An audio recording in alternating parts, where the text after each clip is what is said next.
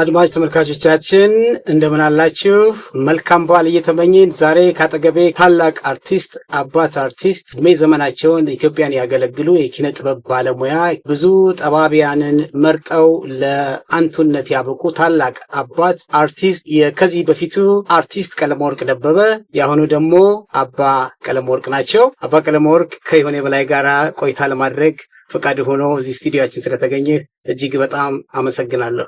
እኔም አመሰግናለሁ ክላችሁ ስለጠራችሁ። አባት እንግዲህ አንድ ግጥም አለዎት ከዚህ በፊት ያየሁት። እኔንም ቢዘርፉ ድጓም ቢያስመርቁ ሳይንስ ቢያጠኑ በእውቀት ቢራቀቁ ምን ቢመራመሩ የዓለም ቋንቋ ቢያውቁ የባህልን መሰረት የባህልን ምንነት የባህልን ጥቅም አውቀው ካልተረዱ በአእምሮም ፊት አንጓለው ካለዩት ፍሬውን ከእንግርዳዱ እውቀት ፋይዳም የለው ለዘር ለትውልዱ ይላል። ይህንን መቼ ነው የገጠሙት? ቆይቷል። አንድ መጽሔት ላይ ስናወጣ ነው።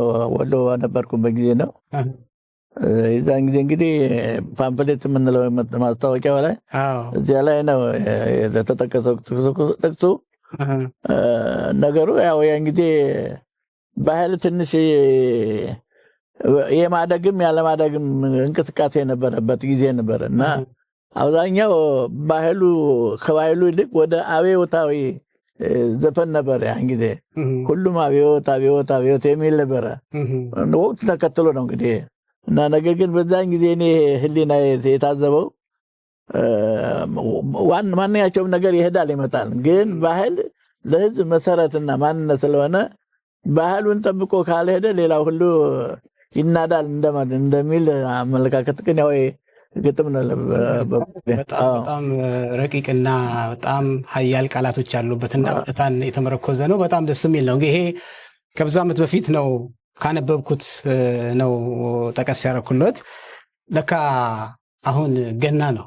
እንግዲህ እርሶን የመሰለ ታላቅ አባት ስለ ገና በዓል አከባበር መጠየቅ ይጠበቅብኛልና እስቲ ስለ ገና እስቲ አባታችን ገና ምንድን ነው? በኢትዮጵያ ኦርቶዶክስ ሃይማኖት የሚከበር በዓል ነውና እንዴት ነው እስቲ ከልጅነት እስከ እውቀት ያለውትን የልጅነት የገና ያጫውቱን። አዎ በቅድሚያ ስለ ገና ከመናገር በፊት እግዚአብሔር መቼም ሰውን ሲፈጥር ለራሱ መገልገያ ነው። ሰው የተፈጠረው እግዚአብሔርን ለማመስገን ነው እንጂ ለሌላ ዓላማ አይደለም። እና አሁን አንተም እግዚአብሔር ፈቅዶልህ እንደገና ደግሞ የፍሬህን የራስን ፍሬ ካሜራማን ባለሙያ አድርገህ አንተም ራስህ ጠያቂ ጋዜጠኛ ሆነ ይህንን ነገር ስለገና ለማወቅ እንድንችል ማድረግ ይሄ ለኔ ሁለት ደስታ ነው። አንደኛ የአንተነትን አውቃለሁ፣ ሁለተኛ ደግሞ ገና ደግሞ ለሰው ልጆች ለክርስቲያኑም ሆነ ለሌላው ጌታችን ኢየሱስ ክርስቶስ ወደዚህ ዓለም መጥቶ ባይወለድ ኑሮ የሰው ልጅ በዘላለም ስቃይ ነበር የሚኖረው። ስለዚህ ጌታ የመጣው ለሰው ድነት ነው እና በዚህ ምክንያት ገና እናከብራለን። በተለይ ኢትዮጵያውያን ገናና ጥምቀት ሲባል በጣም ልዩ ስሜትና ልዩ በዓል ነው ያለው። ስለዚህ ይህን በዓል ለማክበር በመቻል አንተም ይህን የዚህን አከባበር በዚህ መልኩ ህዝብ እንዲያውቅ ለማድረግ ያደረከው ጥረት በበኩል ደስ ብሎኛል። እግዚአብሔር ያስፈጽምህ፣ አንተም እግዚአብሔር ያሳድግህ። አሜን። በነገራችን ላይ ፍቅር እዛ ካሜራ ላይ ያዩት ነው። ፍቅር የዚህ ፕሮግራም ዋና አዘጋጅ ነው። ሰላምታችን ድረስ ተብለሃል። አባታችን ምንድን ነበረ በልጅነቱ ስለገና ጨዋታ የሚያስታውሱት ዜማ አለ? እኔም አብሬ ያለው ስለሆነ አብረን ይህንን ተመልካቾቻችን ለማዝናናት ወይም ደግሞ የበዓሉ ተካፋይ ለማድረግ የሚያስችል እንዴት ነበረ የሚዘመረው በእርሶ ሰዓት? እንግዲህ በዛን ጊዜ ያው ልጅነቱ አለው ጉርምስናው አገር ፍቅር ነው። ያን ጊዜ በአገር ቤት የነበረውን ሳይሆን ማመራው አሁን ወደ ቲያትር ቤት ያለው እንደምን ቲያትር ቤት አገር ፍቅር በጣም ነው የምናከብረው። እዚያ የገና ጨዋታ አይቆጡም ጌታ የሚለው ዜማ አለ። እሱን በደንብ አሁን ለማዜም አስቸጋሪ ድምፅ ነው ያለው። ምናልባት ያንተ እንደተሟሽ ያለው ዜማ በአንተ ድምፅ ይጥበል እንደው እንጂ በእኔ ድምፅ ትንሽ እኔ ያደርገዋለሁ ምንድነው እርስዎ ከተነሱበት ከልጅነት አሁን አገር ፍቅር ከመግባታችን በፊት በልጅነቱ ነበረ ይሄ ገና ይዘውት ወደ አገር ፍቅር የመጡት ይሄን ዜማ ወይስ መዘመር የጀመሩት አገር ፍቅር ቲያትር? አገር ቤት ነው። አገር ቤት ራሱ የገና ጨዋታ ገና አለ ራሱ ሩር አለ በቡድን ሆኖ በጣም ትልቅ ግን አንዳንድ ጊዜ ካለማወቅ ረብሻም ይነሳል። አንድ ቡድን ያሸነፈ እንደሆነ እዚያ ላይ አንዳንድ ረብሻዎች ነበሩ። እሱ ሽማግሌዎች መማካል ይገባሉ እንጂ ይዤ የመጣሁት ከዚያ ነው። ከዚያ በኋላ አገር ፍቅር ስመጣት ልክ የአገር ቤቱ ህይወት እዚያ አለ። ይሄኛው ተሻሽሎ ነው ያለው። አለባበሱም ባዘማመሩም በገና እንትንም አገር ፍቅር ትንሽ ለየት ያለ ነበር የነበረው። ያው በጣም አሁን አንድ ቪዲዮ አለኝና እርሶም ሲጫወቱ አሁን አባ ከመሆኑ በፊት በድምጽ ሰምቻለሁና አስናበል አስናገናዬ ዮሃ አስናበል ዮሃ አስናገናዬ አስናበል በገና ጨዋታ ዮሃ አስናበል ዮሃ አስናገናዬ አስናበል አይቆጡም ጌታ ዮሃ አስናበል ዮሃ አስናገናዬ ይላል። እርሶ ያሉት ነው። እኔ ደግሞ በተወልጄ ባደኩበት ለየት ይላል ዜማው ይላል። አያሆ ገና አበባ ነው አያሆ ገና አበባ ነው ገና አበባ ነው አያሆ ገና አበባ አያሆ ገና አበባ በገና ጨዋታ አይቆጡም ጌታ አያሆ ገና አበባ አያሆ ገና አበባ ነው የሚል ነውና አንዴ ትዝ ይለኛል ከኃይሌ ገብረስላሴ ቤት ገና በዓልን በኢትዮጵያ ቴሌቪዥን አንድ ላይ እሱ ቤት ስናከብር አያሆ ገና አበባ ነው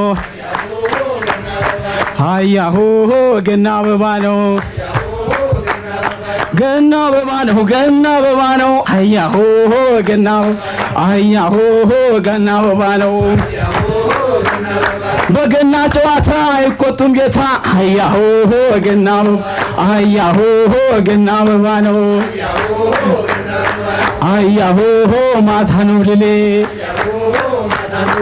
አያሆ ልክ እንደዚህ ነውና አስናዬ አስናበል ገናዬ የሚለው ዜማና ወደኛ አካባቢ ያለው ዞሮ ዞሮ የዜማ ለውጥ ነው እንጂ ግጥሙ አንድ አይነት ነውና ከወሎ ላሊበላ ጋራ ሲገናኙ በቅርብ ጊዜ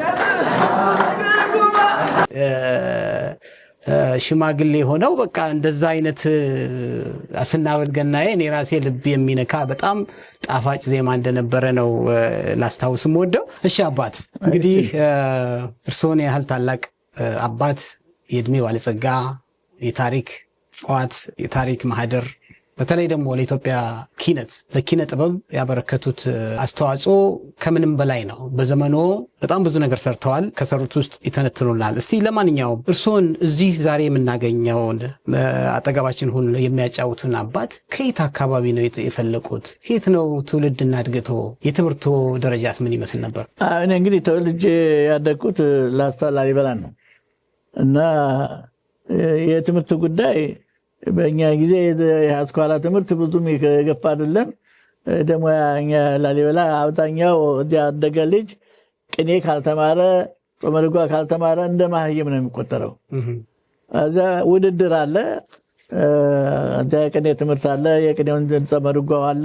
እነዚህ ሲባል አብዛኛው ደግሞ ቅኔ የምትማር ከሆነ ከከተማ ወጣ ካላልክ አስቸጋሪ ነው ማለት ከቤተሰብ ተለይተህ ወይ ወደ ጎጃም ወይ ወደ ጎንደር ሄደህ ነው ቅኔን የምትማረው። እና ይህ ቅኔ ያልተማረ ደግሞ እኛ አካባቢ በተለይ ዲያቆንም ይሁን ወይ ደብተራም ይሁን ቅኔ የመጀመሪያው እንትን ነው። ከዚያ ጾመ ድጓ እንዲህ እያለ እና ስለዚህ እኔም እድገቴ ላሊበላ አካባቢ ነው። ቅኔ ተቀኝቻለሁ። ጾመ ድጓና ድጓ እንኳን አልጨረስኩም። ዜማውን አጽዋተው ዜማዎችን ጨርሻለሁ። ከዚያ በኋላ ወደ ዲቁና ገብቼ በዲቁና እዚያው ላሊበላ ወደ 4 ዓመት ያህል ካገለገልኩ በኋላ እንግዲህ ጓደኞቻሞች ተሰባስበን ሸዋ እንሂድ ተባለ። አዲስ አበባ ገባሁ። አዲስ አበባ ከገባሁ በኋላ በመጀመሪያ ዑራኤል ቤተክርስቲያን እዚያ ለቅኔ መርጌታ ንዋት የሚባሉ እንደ ጎጃም ሊቅ ነበሩ። እሳቸው ጋር ቅኔያችን እንደገና ከለስን አልጨረስንም። ተመልሰን ወደ ሀገር ፍቅር የገባሁት ከዚያ ከቅኔ ቤት ነው። አባት እኔ አባት እያልኩ ነው በግልም የምጠራ እና እሳቸው አንቱ የማለት ከበሬታው እንዳለ ሆኖ በልጅነት ይታሰብልኝ ሳወራ አንዳንዴ እንደ አባት ነው ማወራውና እና ከሀገር ከላሊበላ ሲወጡ ላሊበላ እንግዲህ በምን ላይ ነበር ተሰማርቶ የነበረው? በልጅነቱ አራሽ ነበሩ? ዋሽንት ይጫወቱ ነበረ? የገጠሩ እንደው ከተማ ከመግባቱ በፊት ያለውን ትዝታ እስቲ ወደኋላ። እንግዲህ ለተወሰነ ጊዜ ከአያቶቼ ጋር እናቴ ጠፍተው ለመንኩስና ወደ ግሸን ሄደው ጠፍተው እኔ አያቶቼ ጋር ነው የነበርኩት። በዛን ጊዜ አያቶቼ ፍየልና በግ እንጠብቅ ተደረኩኝ። እዚያ አንድ ውሻ አለ። አንድ ውሻ ያንን ውሻ አስከትሎ ፍየሎችና ከብቶችን እንጠብቃለሁ። ከዚያ በኋላ አንድ ቀን ቤታችን አካባቢ አንድ ትልቅ ዛፍ አለ፣ ግራር የሚባል ዛፍ፣ ከብቶች የሚያርፉበት ነው። በሙቀት ጊዜ አሁን ቀበሮ ትበላብኛለች አንድ ፍየል። የዛን ጊዜ ያቺ ቀበሮ ስትበላብኝ ፍየል እንዴት አድርጌ ይቆጠራሉ ፍየሎቹ እንዴት እየገባለሁ ብዬ ከዚያ ዛፍ ላይ ተሰቀላለሁ። ዛፍ ላይ ወጥቼ እንግዲህ የሚሉት እነሱ ጠፋ ተብሎ ይባላል። እነሱ እኔ አያቸዋለሁ። ከዚያ በኋላ ይሄ ሹግ ነው የምንለው የሚፈራ መብራት አለ። እሱን ይዘው ነበር ይፈልግ። በኋላ እንዲ አጎቴ ሳይ እዚያ ላይ ተሰቅያለሁ። ወርጄ ወደኩ በድንጋጤ። ስደነግጥ አዩኝ። እንደምቻ ሆንኩኝ። ሞተ ተባልኩኝ። በቃ በዚያ ምክንያት አያቴ ሴቷና ወንዷ አያቶቼ ተጣልተው ይዘውኝ ላሊበላ ገቡ።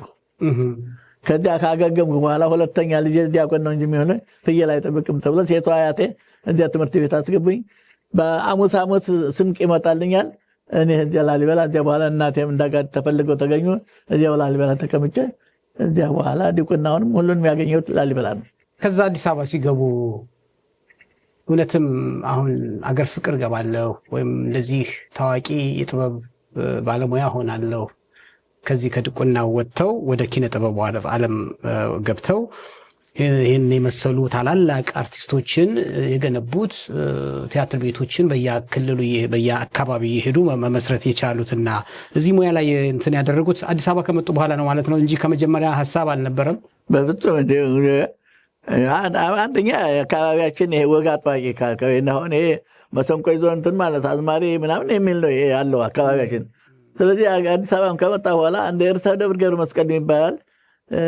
ይሄ ድጓውን ጾመ ድጓውን እየዘመረ በአማርኛ እንትን እያለ በግዕዝ በአብይ ጾም የሚዘምር ነበረ። ርዕሰ ደብር ገብረ መስቀል በጣም የታወቀ ነው እና እሱ ደግሞ የስጋ ዘመዴ ነው። በኋላ እሱ መምጣቱን አላውቅም። አገር ፍቅር ይዞኝ ሄደ። አገር ፍቅር ሲያሳይ ጊዜ ያው የቤተክርስቲያን ዜማ ነው የነበረ። በዛን ጊዜ ወረብ እንዳውም የሚጀመረው መዲና አንድ ዘለኛ ይባልና ከዚያ ወረብ ይባላል። ከዚያ በኋላ ነው ወደ ዘፈኑና እስክስታው የሚገባው። ሳየው ጊዜ በሙሉ ይሄ ነገር መጨረሻ ላይ ደግሞ ዘፈኑ ሲያልቅ ቲያትሩ መንፈሳዊ መልዕክት ያለው መልዕክት ያለ ይህን ሳይ ኧረ እያየ ይሄማ እንደዚህ ከሆነ እኔ እዚህ ለምን አታስገባኝም አልኩት። ያን በኋላ ምን ችግር አለ ፍላጎት ካለና አለኝና መኮንን ሀብተወልድ የሚባሉ የዚህ ሀገር ፍቅር የበላይ ጠባቂ ነበሩ። አለቃችን ደግሞ ዮኤል ዮሐንስ ይባላሉ። በጣም የታወቁ ባለሙያ ነበሩ። ሲያቀርቡኝ ጊዜ ተፈጠንኩኝ። ምንድን ታውቃለህ አውቃለሁ። በኋላ ምስባክ እስኪ የምትለው እበላለሁ። አቀለጥኩታ። ድምፄም ያን ጊዜ ድምፅ ነው። ወረብ ደግሞ የላሊበላን ወረብ አንዱ ነው። ገሊላ በል ልጅ በል ቅጠሩታሉ። ትእዛዝ ተሰጠልኝ። ከዚያ በኋላ እንግዲህ መጀመሪያ አለማየሁ ፈንታም ይባል ነበረ። ታስታውሰው እሱን አንድ ሰሞን ነው የተቀጠርነው። አሁን ስንቀጠር በድምጣሽን ሽላላና ፉከራ ዜማውን የተፈተነዋለን። እነዚያ የሰለጠኑ ሰዎች ሲዘፍኑ መቼም እንዴት እንጓጓለን። እኛ መጋረጃ ነው መጀመሪያ የመጋረጃ ስራ ነው። ተራችን ሲደርስ እንሸልላለን። ዜማ መንፈሳዊ ዜማ እንትላለን እና ከዚያ በኋላ ቲያትሩንም ዮኤል ዮሐንስ ቅድም ያነሳኋቸው ትልቅ ባለሙያ ነበሩ። አገር ፍቅርን በእውነቱ አንተ ያሰኙ። አሁን እንደ ዋዜ ላይ ይሁን እንደ መናገር ፈልገው የአሁኑ ትውልድ የድሮች የሚያሳውስ ጥሩ ነበር። መሰረቱ እዚያ ነው። አሁን እኔ ስለ እኔ አሁን እንደዚህ አድርጋ ሰርታን እኔ ከሳቸው ተምሬ ከሳቸውና ከመሳሰሉት ሰዎች ያየሁትን እውቀት ነው አዳብሬ እኔ አንቱ ለመባል የቻልኩት እና አሁንም ቢሆን የአሁኑ ወጣቶች እድል አላቸው በሙያው የመጠቀም። እኛ አልተጠቀምንበትም። ሙያውን ነው የጠቀምነው። ብዙ ፈተና አሳልፈናል። በእውነቱ አሁን ሀገር ፍቅር ወደኋላ እንዳልመልስህ እንጂ ሀገር ፍቅር የኪነ ጥበብን ሙያ እነ መላኩ አሻግሬ ኧረ ስንቶቹን ላንሳቸው ባለሙያዎች መስዋዕትነት የከፈሉ ሰዎች አሉ። አሁን እነሱን ነው በእነሱ ላይ ተራምደን ነው የምንሄደው። ስለዚህ የእነሱን ውለታ ሳንረሳ አሁን ያለው እድገት ደግሞ በእውነቱ ጥሩ ጥሩ ልጆች ተፈጥረዋል። በቲያትሩም በሙዚቃው ጥሩ ነገር። አሁን የጠፋው ምኑ ነው? ፈጠራው ነው። ፈጠራው የለም። ክለታ ነው ያለው እንጂ እንትን ቅኝቱን ለውጦ ወይ ሪትሙን ከልጦ ካልሆነ ጋር ይህ አሁን የፈጠራ ነገር ትንሽ ችግር አለ። በቲያትሩም እኮ ብታይ አሁን ትርጉም ነው እንጂ የምታየው የፈጠራ ስራ ብዙ አታይም። እኔ እንትኖች ደራሲዎቹ እናንቶች ለመተቸት አለን ፍላጎቴ። እድገት እንዲኖር ፈጠራ እንዲኖር ነው ፍላጎቴ እና ይሄ ነገር እኔ ተማርኩት። እኔ ከዚህ ሁሉ እውቀት ያለችኝን ላካፈል የቻልኩት ከቤተክርስቲያን ባገኘሁት እውቀት ነው እንጂ ሌላ ቦታ አይደለም። ገራሚ ነው። ለዛሬ ገና በዓላችን ተስማሚ ጥያቄና መልስ ነው እያደረግን ያለ ነው። በዛ ዘመን አባት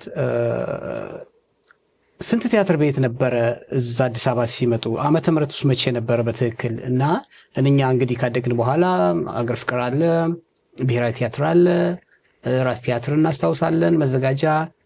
እንዴት ነበረ የአገር ፍቅር አነሳስና የቲያትር ቤቶቹ? አሁን ብሔራዊ ቲያትር መቼ ተመሰረተ? አገር ፍቅርስ እንዴት ነው? እናንተ ከመጣችሁ በኋላ ነው ወይስ ከዛ በፊት ነው ተመሰርቶ የጠበቃችሁ?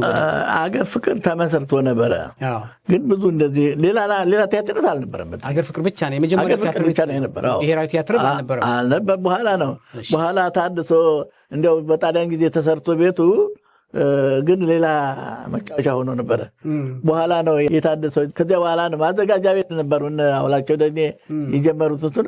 ከዚያ በኋላ ከነመኮንን አበበ ሌሎችም ከዚያ ውስጥ የነበሩትን ስማቸውን ለጊዜው ረሳሁት እንጂ ከማዘጋጃ ቤት ነው ወደ ብሔራዊ ቲያትር ሄደው ብሔራዊ ቲያትር እና በኋላ ነው ከሀገር ፍቅር በኋላ።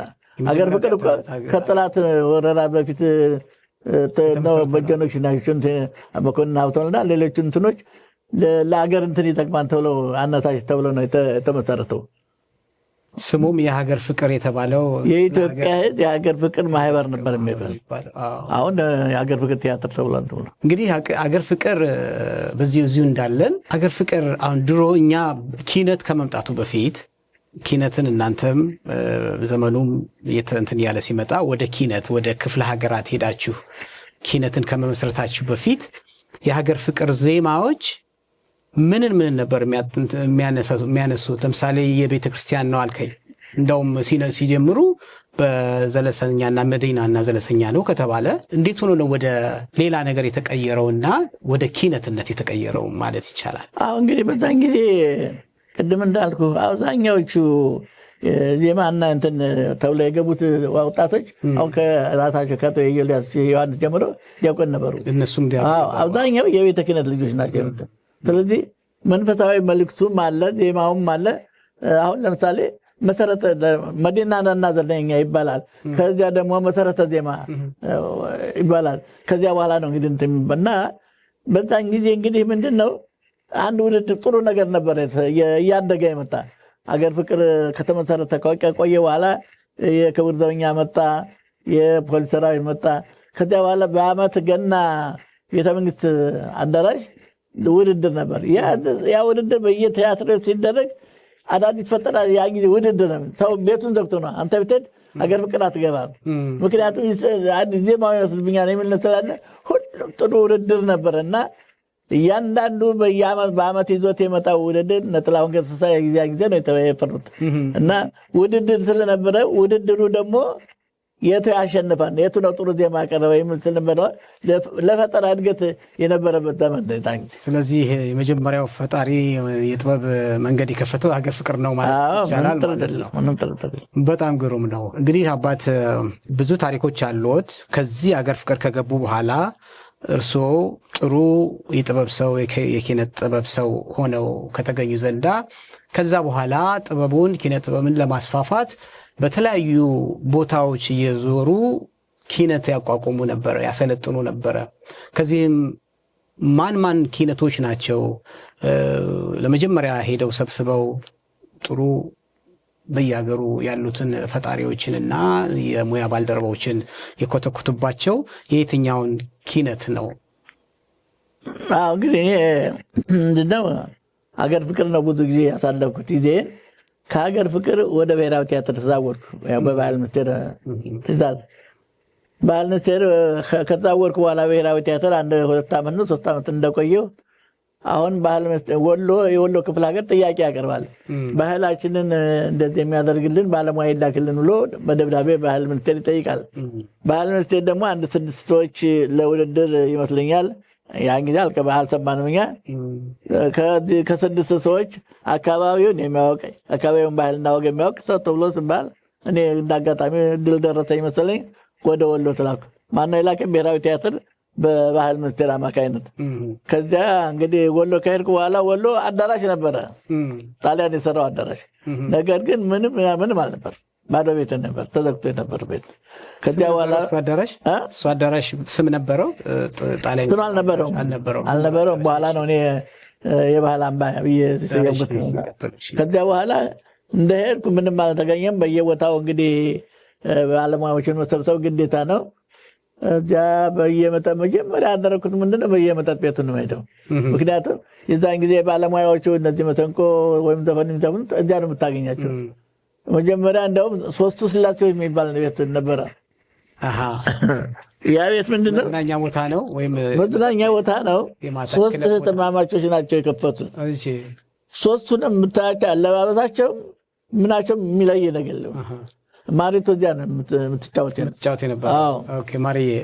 ማሪቶ በጣም ባለሙያዎች በወሎ ውስጥ ባህሩ ቀኝና አሰፋ ባተን መቼም ማያውቅ የለም።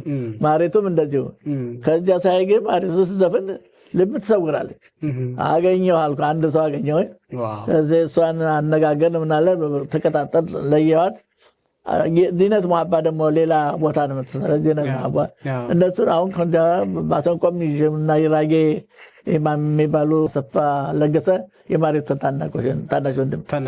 ከዚያ በኋላ እነሱን ሁሉ አሰባሰብን ባለሙያዎች። ከዚያ በሁለተኛ ዙር እንደማያዋጣ አየሁት። ምክንያቱም እነዚያ በነባሩ ዜማ ነው የሚሄዱት። ዘመናዊውን ነገር ለመቀበል የሬቱን ጉዳይ ሁሉም ነገር ችግር ስላለ ምን ተነጋገርና ጓደናዶ ዘካሪያስ ይባላሉ ያዛኝ የነበሩት እሳቸው ጋር ምንድነው የሚያዋጣው አሁን ወጣቶችን መደባለቅ ነው። ከተጋለ እንደገና ትምህርት ቤት እየሄድን ፈትነን ልጆችን ነፃይ ካሳን ነፃይ አማራን ሌሎችም ትግስት አባተጫን የሚባሉት እነሱ ከትምህርት ቤት ነው ራሻዊ ይሁን።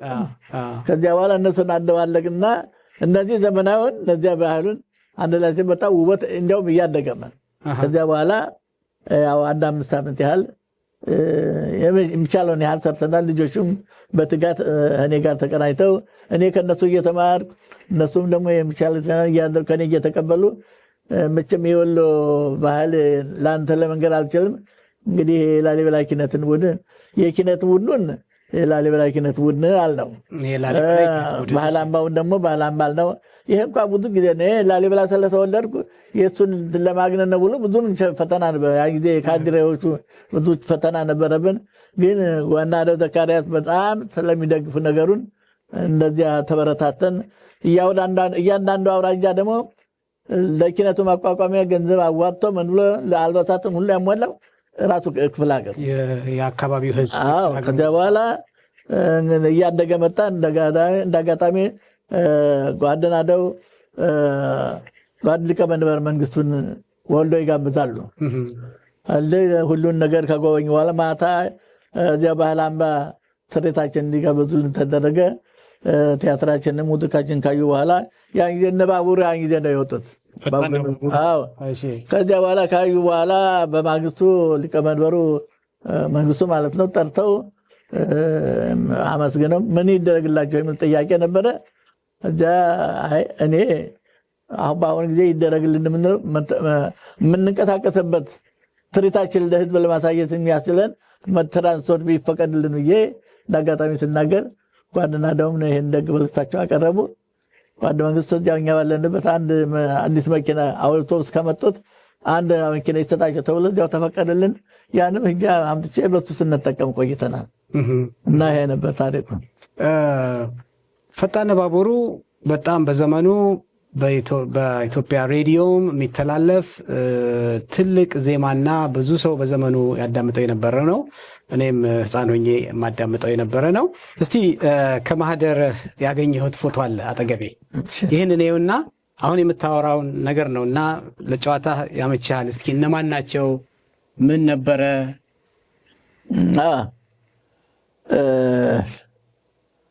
ይሄ እንግዲህ ፈጣን ባቡር ነው ላይ ፈጣን ባቡር ዜማውንም ሆነ ግጥሙ መቼም የተሻለውን ያህል እኔ ደረስኩት። መቼም ብዙ ጊዜ አንዳንድ ነገር ትንሽ ሰርተህ ብዙ ይወጣልህ ጊዜ አለ። ብዙ ሰርተህ ደግሞ ያው ተዳፍነህ ይቀራል። ፈጣን ባቡሩ እኔ ደረስኩት ብዬ ሳይሆን መልእክቱን ያየ ሰው ለአሁኑ ለነገው ትውልድ የሚያገልግል ዜማ ነው እና ምክንያቱም የህብረተሰቡን ባህሪ የህብረተሰቡን አቤታዊ የምንለው ነገር ሁሉ የሚከተል ነው እና ያንን ነው የሚከተለው። ስለዚህ እነዚህ እንግዲህ በሙሉ አገር ፍቅር ማነው ብሔራዊ ቲያትር ያሉት ልጆች እነዚህ ስማቸው በሙሉ አውቃቸዋለሁ። ይሄ የማሬቱ ባለቤት ናቸው። ትዕግስት አባተጫን፣ ፀሐይ አማረ፣ ማሬቱ፣ ትዕግስት አባተጫን፣ ፀሐይ ካሳ፣ መሐመድ ይመር፣ ወርቅነሽ ዋሲሁን እንግዲህ ይሄ እንግዲህ እኔ ነው። እነዚህ ፀሐይ ካሳና ትዕግስት፣ ፀሐይ አማረ፣ ዙሪያ ሻብዩ ናቸው እነዚህ አራቱ። ይህንን መዝሙር ሲዘምሩ በአለባበስ እንደዚህ ለየት ብሎ የምናያቸው እነሱ ናቸው። ይሄ ደግሞ ጉዟችን የተባለው ቲያትር ያን ጊዜ ሊቀመንበሩ መጡ ታሳየነው ቲያትር ጉዟችን ቲያትር ነው እሱ። በጣም የሚገርም ነው። ወደ በኋላ ስንመለከት አመቶቹ ነጉደዋል። ግን ጥበብን ካስጀማሪዎቹ ብዙዎቻችን በአባቶች በአሰልጣኞቻችን በአስተማሪዎቻችን እና ምክንያት አለን የዚህ መድረሳችን እና የብዙዎቹ አርቲስቶች ታላላቅ ቦታ ላይ ደርሰዋል። በህይወት ያሉም አሉ፣ በህይወት የሌሉም አሉና የነዛ እርሶን መሰረት አድርጎ እግዚአብሔር ከአዲስ አበባ ከሰፈሩ ወደ አዲስ አበባ መጥተው ከአዲስ አበባ ደግሞ ጥበብን የእርሶን ልጆች ኮትኩተው አንድ የወሎ ባህል አምባ የላሊበላ የኪነት ቡድን ፈጥረው ብዙ ታሪክ የሰሩ በመሆኑ ብዙዎች ያፈሯቸው ልጆች በየቦታው ያደንቃሉ። ያው ሰዋታ አለም እና በጣም ደስ ብሎኛል። ታላቅና የጥበብ ሰው መሆኑን በዚህ አጋጣሚ ያው ተመልካች አድማጭ ያውቃል ብዬ አምናለሁ። እድሜ ሰጥቶን እስካሁን ድረስ ስለቆዩልን በጣም ደስ ብሎናል። የሚቀጥለው ደግሞ እንግዲህ ሌላ አካባቢ ነው የሄዱት። ከወሎ የመጀመሪያው ነው። ቀጥለው የትኛውን አካባቢ የጥበብ ሰው ለማፍራት ዘመቱ? እንግዲህ ከወሎ 5 ዓመት ቆየሁ። ከ5 ዓመት በኋላ ወደ እናት ክፍሌ ተመለስኩኝ። እንደተመለስኩ እንጃ 1 ወርም አልተቀመጥኩም። በጊዜው አስተዳዳሪ የነበሩት መላኩ ተፈራ እሳቸው በስም ጠቅሰው ለምን ኪነት ቡድኑን ይዤ መጀመሪያ ጎንደር እና ጎጃም ሄደን ነበረ። እዚያ አይተው ስለነበረ ኪነት ቡድኑን ይሄን ተዛወረ ማለትን ሲሰሙ ወዲያው እሳቸው ለግርማ ይልማ የሚባሉ ሚኒስትሩ ነበሩ። በስም ጠቅሰው እንዲዛወርልን ብለው ይጠይቃሉ።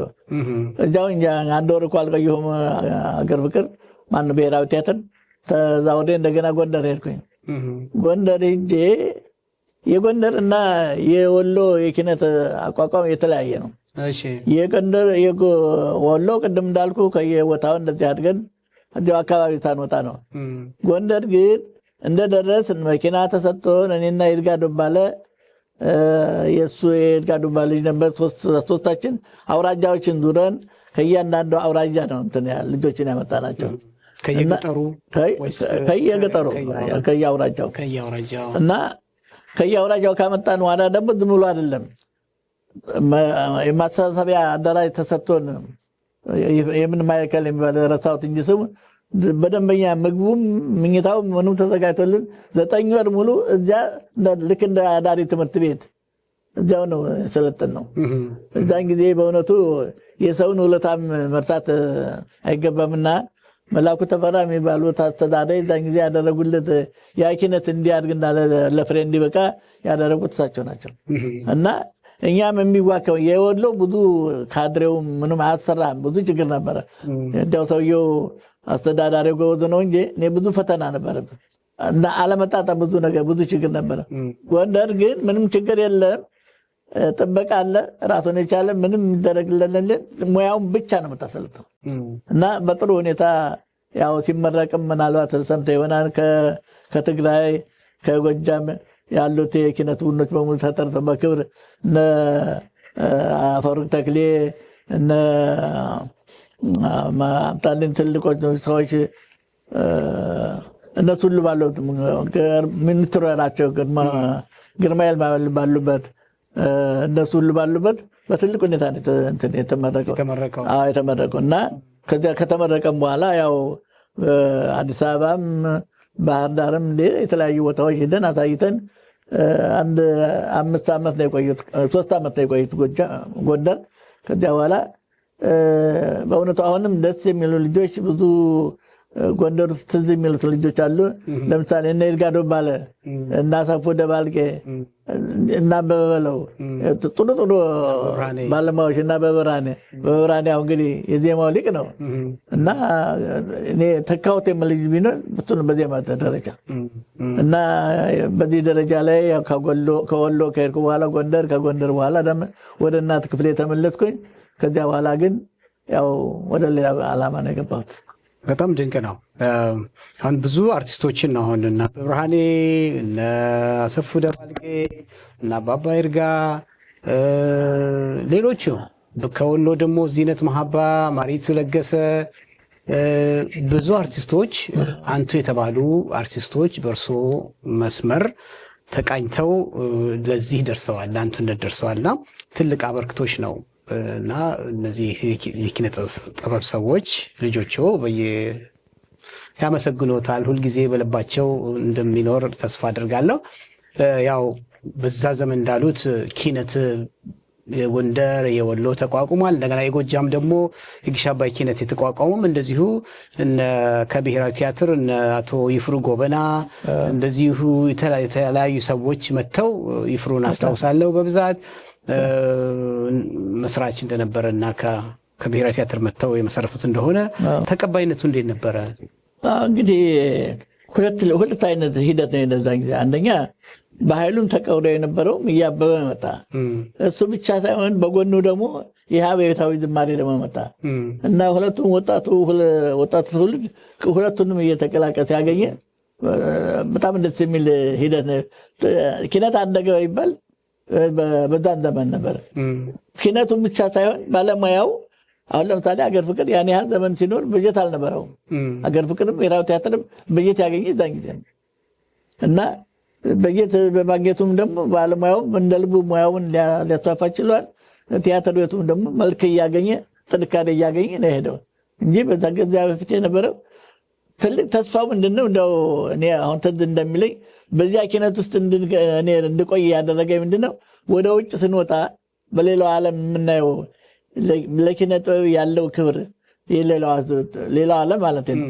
ያ ለካ አሁን ለምሳሌ እንደ ቻይና፣ ካናዳ ምን የመሰለ ስንሄድ የነበረው አቀባበል እሱ ብቻ ሳይሆን ደግሞ የሚገርምህ ነገር ወደ ለምሳሌ ሱዳን፣ ናይጄሪያ እና ካናዳ፣ ሜክሲኮ ስንመጣ ማን ጋር ነው? ጃኖ ጋር ነው የመጣ ነው በአንድ አውሮፕላን። ብዙ ፈተና አለው፣ እሱን ማጫወት ብዙ ነገር አለው እና ይህን ስናይ ለካ ክብር አለው በሚለው መገን የአዝማሪ ከሚለው ወጥቶ አሁን ሌላ አርቲስት ወደሚለው ትመጣ እየገፋንበት በሙያውም በድርሰቱም በምንም ለዚህ አበቃን። ይሄ ነው እላለሁ። መልካም ነው። በጣም ያው እንደሰማሁት ብዙ ጊዜ አርቲስት የሆነ በዘመኑ ከባለጸጋ ጋር የማይጋባ ልጅ ተጠይቆ የማይገኝበት ተራ ስራ ወይም ደግሞ ቃሉ በጣም ቀለል ተደርጎ የሚታይበት ዘመን ነው ሲባል ስለምሰማ ነው። አሁን እንዳትፈርድበት የነበረው ሁኔታ ነው ነበረው። የባህሉ ወጉ ስርዓቱ ያ ነው። ህዝቡን እንደ ሌላ ነገር እያየ ለምሳሌ አዝማሪውን ብቻ አይደለም እኮ ብረት የሚቀጠቅጠው ሸማኔው እያንዳንዱ ሸማኔ ያህል ገሰሩ ባለበት ሰው ቆጥ የተገባች ነው ያለ ነጋዴው መጫኛ ነካሽ ይባላል። እና የነበር የስርዓቱ ሁኔታ ነው እንጂ የህዝቡ መጥፎ ጠባይ ሆኖ አይደለም። እርስዎ ግጥም ይደርሳሉ፣ ዜማ ይደርሳሉ፣ ያንጎራጉራሉ፣ ቲያትር ይደርሳሉ፣ ይተውናሉ እና እንዴት ነው ከሙዚቃው በዘለለ በዚህ በቲያትር ውስጥ ያበረከቱት አስተዋጽኦ ምን ይመስላል? አይ መቼም እኔ ምሳሌ አሁንም እየሉ ዮሐንስ ናቸው። እየሉ ዮሐንስ ቲያትር ይደርሳሉ፣ ቲያትር ይጫወታሉ፣ እንደገና ውዝዋዜን ያሰለጥናሉ፣ ዜማ ይደርሳሉ እና እሳቸውን እንዴት እንከታተል እንደነበር አስታውሳለሁ።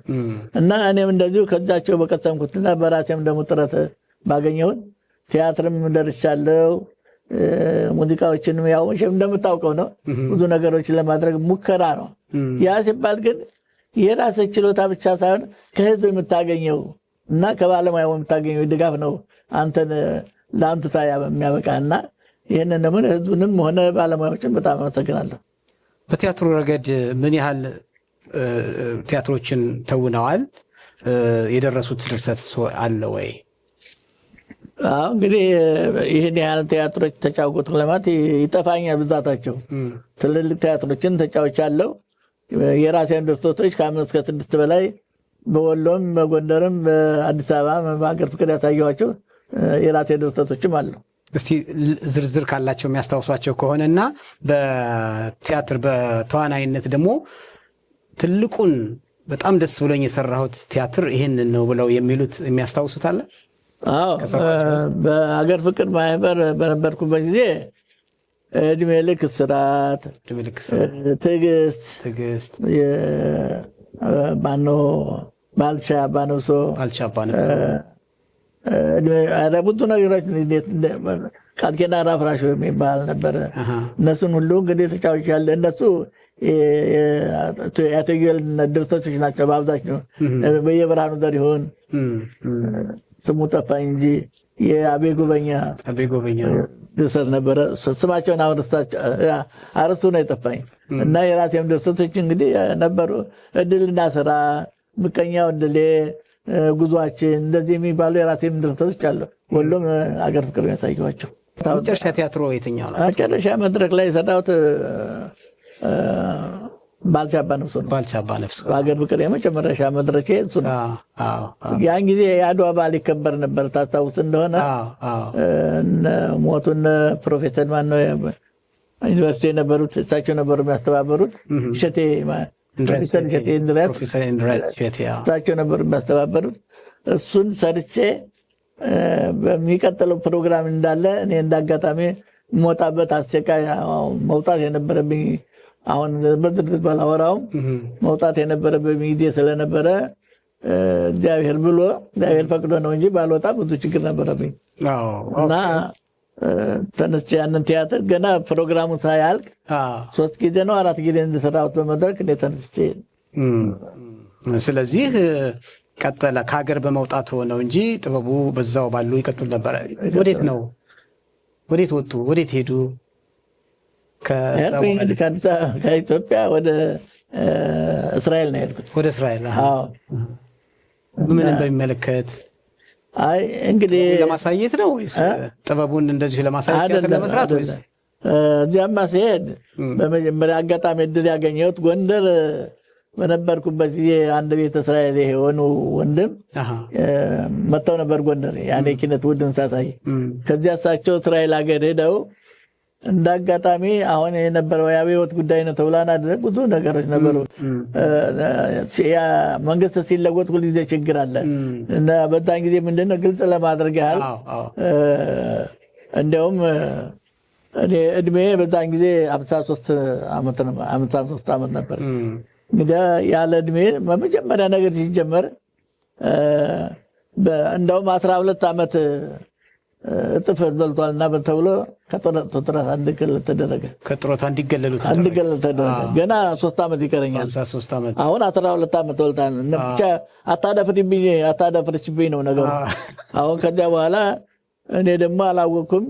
እኔ ለአመት ገና ይሄን ቀዳም ብዬ ከባህል ምትር ደብዳቤዎችን ጡረታ ሚኒስቴር እጅ ማን ጋር ተከራከለ?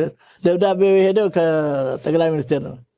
ታምራት ላይ ያን ጊዜ ነበሩ። በታች ጊዜ ነው ወደ ነበርኩበት ሚኒስቴር ጡረታ እንድገለል የተደረገው። ወዲያ ይባል እንደውም መንግስት ሲወጋ የነበረ አይደለም በኪነት ተብሎ ይችን ነገር ሰማሁኝ። ከዚያ እንዳጋጣሚ ኢየሩሳሌም እንደዚህ ቅድም እንዳልኩ አባል ነበርኩኝ የኢየሩሳሌም ድርጅት። ያ ሰውዬ ደብዳቤ ጻፈልኝ። ያ ቤተ እስራኤሉ እና ቤተ እስራኤልን በዓል እንዲያትል ብሎ ሲጽፍልኝ መሳፈሪያ ምን ላከልኝ ምን ላድርጉልኝ ተነስቼ በአጋጣሚ ነፍሴ ነው ያወጣት ይዛጊዛ የወድኩበት ምክንያት ነው። ከዚያ ከሄድ በኋላ ለቤተ እስራኤል ልጁን አገኘሁት። አሰባስበን አሰልጥነን ልናሰንትስል ወደ መድረክ ልንወጣ ስንል እኔ በአጋጣሚ እናቴ ያረፉ። ከዚያ እንደገና ከእስራኤል ወደ ኢትዮጵያ እመጣለሁ ስል ያም ደግሞ ሌላ ችግር ተፈጠረ። እንደ አጋጣሚ አንድ እናት አገኙ፣ ወይዘሮ ማርታ ካሳ ይባላሉ። እሳቸው ኢየሩሳሌም መጥተው በእሳቸው አማካይነት እንደገና ወደ አሜሪካ የመጣው በእሳቸው ምክንያት ነው። እና ይሄን ወጥላ ነገሩ እንግዲህ እግዚአብሔር መቼስ መንገድ አለው አይደለም? ለሁሉ መንገድ አለው። የሄዱት ወደ ኢየሩሳሌም ነው፣ ወደ እግዚአብሔር ሀገር።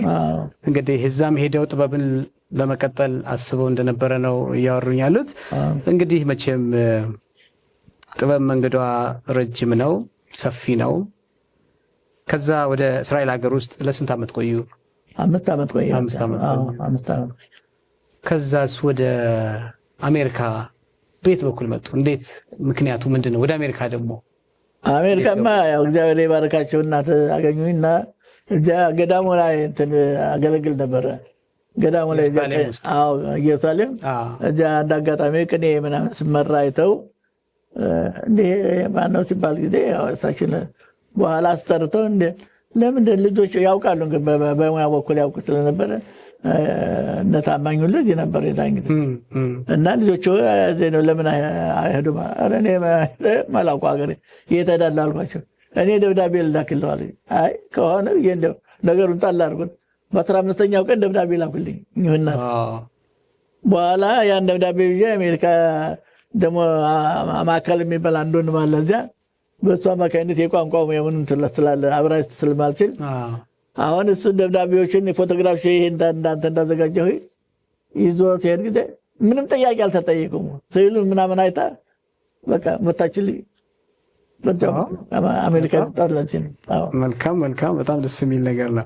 ከዛ በፊት እስቲ እንግዲህ አንዳንድ ፎቶዎችን ላሳየሁትና እነዚህ ፎቶዎች ላይ የሚገርም ነው። የዛሬው አባ እንደዚህ የተከበሩ ታላቅ ክብር ጸጋ የተላበሱ እንደ አባትም እንደ አያትም እያገለገሉ ያሉ ታላቅ ሰው ምን ነበሩ ብዬ ሳስብ ሳገላብጥ ከኪነት ማለት የሰሯቸው ስራዎች ውስጥ አንዳንድ ነገሮችን ፎቶዎች አግኝቻለሁ። ይሄ ሁለቱን አንድ ላይ አድርጌያቸው ነው። የመጀመሪያው በግራ በኩልና በቀኝ በኩል ማናቸው? የት ነው? ምን እያደረጉ ነው? ይሄ እንግዲህ በዛን ጊዜ ሽለላና ፉካዩ ያው በደበሎ በጎፈር የለበሱት ነገር አምፓሮ፣ ይሄ አምፓሮ ይባላል። ይሄ ጎፈር፣ ይሄ ቀረው ታውቀዋለህ፣ ጋሻና ጦር ነው። እና ይሄ ደግሞ ካናዳ ነው። ካናዳ እንትን ለትርኢት የሄድን ጊዜ በየት እንዳገኘሁ አላውቅም። በጣም የሚገርም ነው።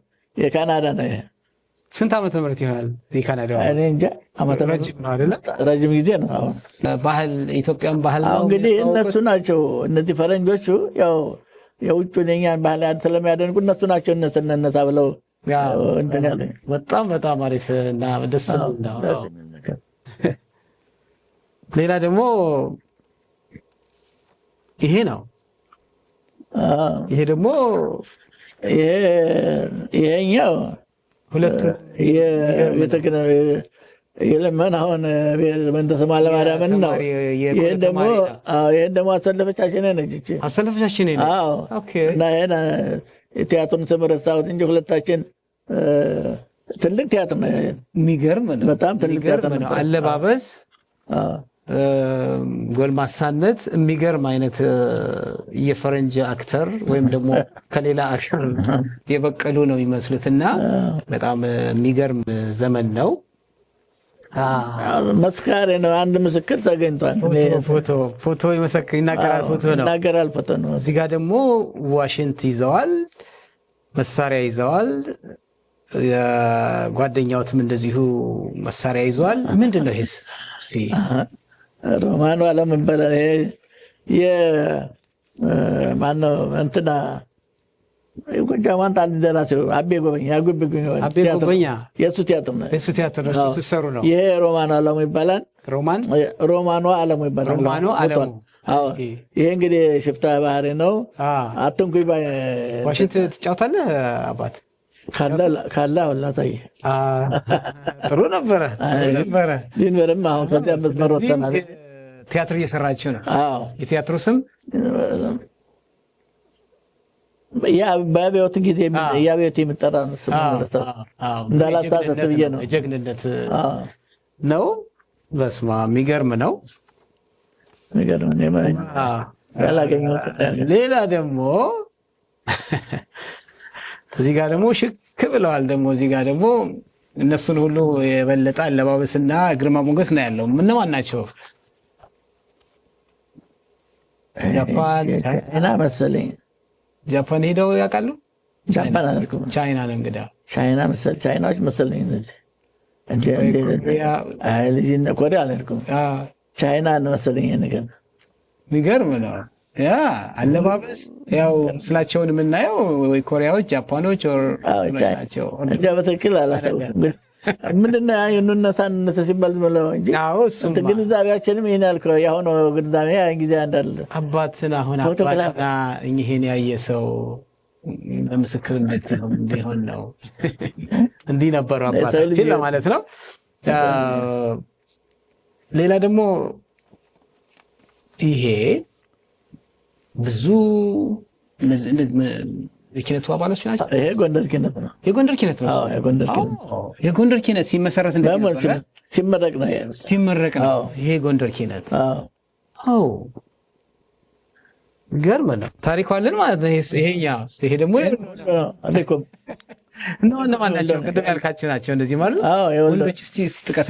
አይታወዩም ለነገሩ ብዙዎቹ። ፀሐይ ማረ፣ ዙሪያሽ አብዩ፣ ፀሐይ ካሳ፣ ማነች ዘነቡ፣ ትዕግስት አባተጫን። ወንዶቹ ፊታቸው ዘመልዟል።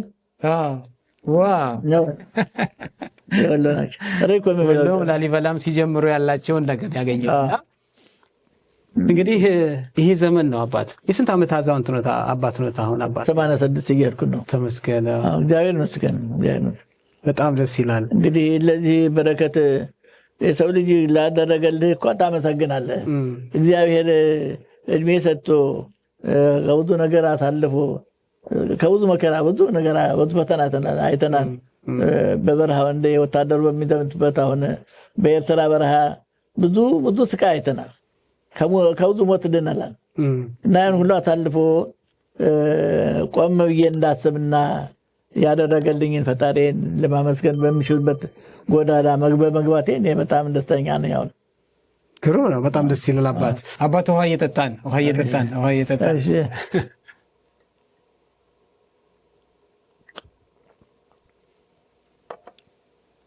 አድማጭ ተመልካቾቻችን በዝግጅታችን እየተዝናናችሁ እንደሆነ ይገባኛል። ምክንያቱም የረጅም እድሜ ዘመን ታሪክ ነው እያወራን ያለ ነው።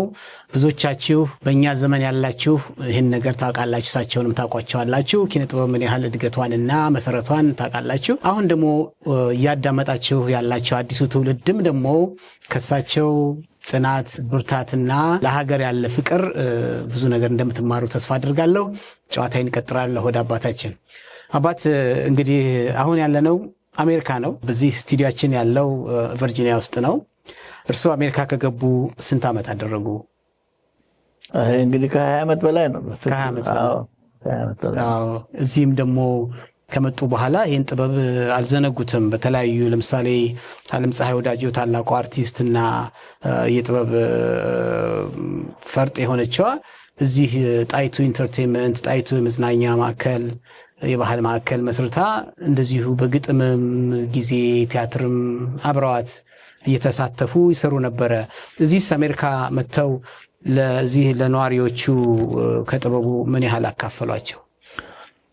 በመጀመሪያ አዲስ አበባ እንደመጣው ማነው አሜሪካ እንደመጣው ደብረ ምሕረት ሚካኤል ነው ያረፍኩት እና ያው በቤተ ክህነት ባለኝ ተሳትፎ እዚያ በድብትርና ተቀበሉኝ። እያገለገሉ ሰንበት ትምህርት ቤቱንና በድብትርና እንዳገለግል ተፈቀደልኝ። ከዚያ በዚያ ውስጥ በነበርኩበት ጊዜ በተለይ ሰንበት ትምህርት ቤቱን እንዳደራጅ ነበር ዋናው እና በሰንበት ትምህርት ቤቱ አሁን መንፈሳዊ መዝሙሮች ብቻ ሳይሆን መንፈሳዊ ቲያትሮች እንዲበለጽጉ ከአንድም ሁለት ቲያትሮች አዘጋጅተን ራእይ የሚባል አሁን ቲያትር ነበረኝ። እንዲያውም ትልቅ ቲያትር ቤት ነው የተሰራው እሱ። ከዚያ ደግሞ ባልቻንም ደግሞ እንደገና አሳየነው። ከዚያ በኋላ ተክሌ ደስታ ታውቃለህ? ተክሌ ደስታና አለምፀሐይ መቼም በእውነቱ ማደንቃት ጎበዝ ሰው ነች። እያንዳንዱ ሰው ድክመት አለው። ከራሴም ጀምሮ ድክመት ሊኖር ይችላል እና የዛን ጊዜ ከአንድም ሁለት ሶስት ቲያትሮች ሰርተናል ተክሌ ጋር አዘጋጅ የተክሌም ድርሰት እርጉም ሐዋርያ የሚባል እሱን የእሷም ደግሞ ጣይቱ ቲያትር እና ሁለቱን ቲያትሮች ሰርተናል። እንዲያውም ውጭም የሚኒሶታ መሰለኝ ሌላ ስቴትም ሄደን ሰርተናል። ከዚያ በኋላ እንግዲህ ያው እችም ጠንክረን የመግፋት ጠባይ ብዙ ጊዜ በአንዳንድ ትርክሻ በሆኑ ምክንያት ቁጭ ብሎ መወያየት ማስወገድ የሚገባ ችግሮች ሳይወገዱ ብለሃል አይደለም ባልበሽ ባንተርሽ የሆነ ነገር ልንገፋበት ሲገባ አለምፀሐይ በዚያው በግጥሙና በእንትን ጉባኤው ጠንክራ ቀጠለችበት። እኔ ግን በአብዛኛው ያው ቤተክርስቲያን ውስጥ ስለነበርኩኝ አልቀጠልኩም። በዚህ ምክንያት ነው እንጂ ከዚህ ከመጣንም አልተነብርም ለሙያው። ልክ ነው እንዳለ ነው እንደቀጠለ ነው። ግርማ ሞገሱ ለጥበብ ያለውት ፍቅር ሀገር አቋርጦ ባህር አቋርጦ መጥቶም እዚሁ የሚቻለውን ነገር ለማድረግ ለማበርከት ብዙ ነገር አድርገዋል። እኔም ምስክር ነኝ በዚህ። እዚህ ከመጡ በኋላ ኢትዮጵያ ለመግባት እንግዲህ የተለያየ ትንሽ ፕሮሰሱም የተለያየም ስላለ ብዙ ሰው ወጥቶ ይቀራል፣ ብዙ ሰው ሳይሳካለት ይቀራል፣ ብዙ ሰው ደግሞ እየተሳካለት ወደ ሀገሩ ይመለሳል እና እርስዎ መቼ ነው ለመጀመሪያ ጊዜ ከስደት ወደ አገር ቤት የገቡት? ስንት ዓመት ይሆናል? በ15 ዓመቴ ነው እንደገና የተመለሱት። 15 ዓመት ውጭ ነበሩ። ከዚያ በኋላ 2 ወር ነው 3 ወር ነው የቆዩት ኢትዮጵያ። በሚገርም በጣም ወዳጆ አሁን ስንላቸው የነበሩት አርቲስቶች አገር ቤት ሲገቡ የነበሩት አቀባበል የሚገርም ነበር እና እኔም ቪዲዮውን በእጄ አግኝቼዋለሁ እና የሚገርም አይነት ነው። በጣም የሚያስደስት ነበረ። በተለይ የወሎ ላሊበላ ወደ ወሎ ሄዱ አይደለም? ወሎ ሄደው ያገኟቸው እነማን እናገኙ? አሁን እንዴት ነበር አቀባበሉ? በጣም የሚገርመው ነገር ነው። የዛን ጊዜ እንዴት እንዳሰቡበት አላውቅም። ያው ነገሩ ክፍለ ሀገሩ ነው። ያው የተሰራውን ስራ የሚያውቁ ባለሙያዎች እንትን ብለው ወንተኔና ድረስ 15 ኪሎ ሜትር መጥተው ነው የተቀበሉን ከደሴ እና በጥሩ ሁኔታ ጋብተው መንገድ ላይ ምርታችን ጋብተው ከዚያ በኋላ ስንገባ በእውነቱ እንዳንድ ትልቅ እንትን እነዚህ ስፖርተኞች እንደሚቀበሉት አይነት የከተማ ውስጥ በደንብ ነው የተቀበለን።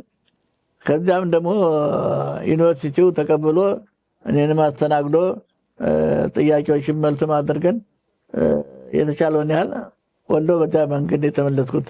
እነሱ ብቻ ሳይሆን ቅድም እንዳነሳው ዩኒቨርሲቲ የአዲስ አበባ ዩኒቨርሲቲም ያሉ ልጆች ራስባስ የኔን ዜማ አጥንተው ብሔራዊ ቲያትር አርቲስቶች ጋር ጋብተው በትልቅ ሁኔታ እንትን ያለኝ ከዚያ በኋላ ነበር። አዎ ወደ ብሔራዊ ቲያትር እመጣለሁ። በዛ ሰዓት እነ ዳምጤ ነበሩ። ማሲንቆ ተጫዋች ወይ መጀመሪያ የሴት ማሲንቆ ተጫዋች የወሎ ላሊበላ ነበረች። እነ አራጌ ይማም፣ እነ ዳምጤ ብዙዎቹ ሲቀበሉት፣ ብዙዎቹ ሲያለቅሱ ባየሁት ጊዜ በጣም በቃ አንዳንዶቹ ጉልበት ላይ ሁሉ ተደፍተው በማየታቸው ደስታቸውን ሲገልጹ ይታያል። ወሎ የነበሩና ይሄ እንግዲህ የምናወራው 15 ዓመት ነው። ታንኪን መሐመድ ይመር ነበሩ፣ እነ ኮይስ ነበሩ። ኮይስ መሐመድ